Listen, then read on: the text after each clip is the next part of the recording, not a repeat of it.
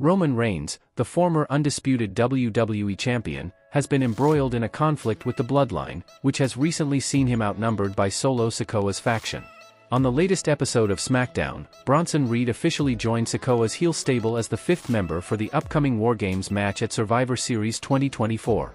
According to a report from 4U Wrestling, formerly Zero News, Reigns is expected to be drafted to Monday Night Raw next year, alongside all members of the Bloodline, as the Red brand transitions to Netflix. This shift raises questions about who will fill the void on SmackDown to maintain its ratings and star power. Notably, superstars like Cody Rhodes, Seth Rollins, and John Cena are slated to remain on Raw until at least WrestleMania 41.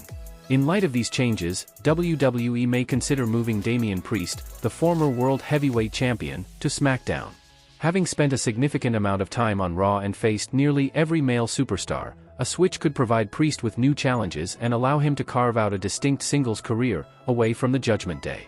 Recently, tensions escalated on SmackDown when Reigns was brutally attacked by Bronson Reed and the Bloodline.